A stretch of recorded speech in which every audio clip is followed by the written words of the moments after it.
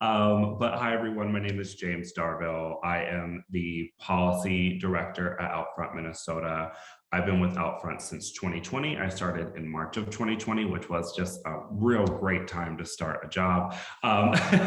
Before that, I worked at Planned Parenthood. I worked with Planned Parenthood in North Dakota, as well as here in the Twin Cities, doing managing their volunteer programs as well as their public affairs operations. But to kind of build off of like what we know, is something that is at stake is last year in 2021, Governor Walz did sign an executive order that banned all state funding going to conversion therapy. We also know that last week, President Biden signed an executive order that banned all federal dollars going to conversion therapy, and also having federal agencies look into the practice of conversion therapy.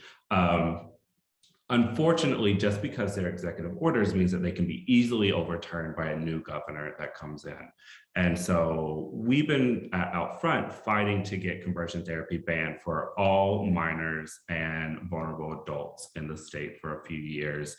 And it's been contentious, and it's been an uphill battle from both sides. I mean, we have a split legislature, which is really incredibly difficult to work in. But we also, even though we have a majority in the House, we don't have a pro-LGBTQ majority in the House just because everyone is a Democrat. We do have to understand that. And so that creates even more barriers.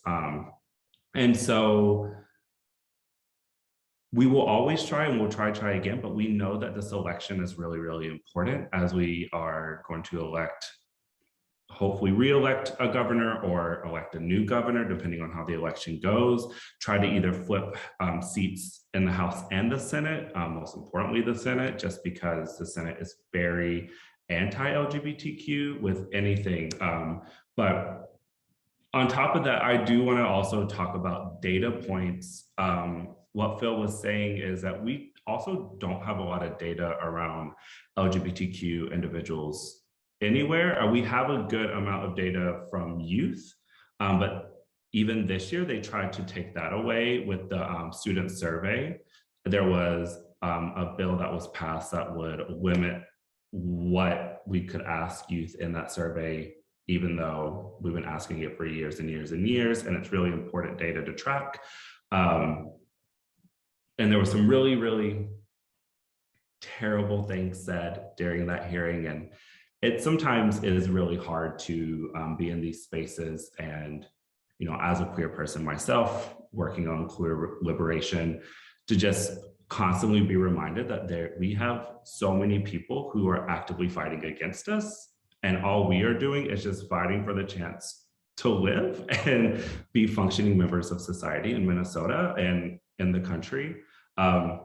And on top of that, another thing we are worried about is, you know, what's going to happen with Roe versus Wade, because that also connects to marriage equality, because they all have to do with privacy. And so if Roe is overturned, we've already seen the Texas GOP release their, you know, agenda stances on things, and they are going to attack marriage equality, send it to the Supreme Court.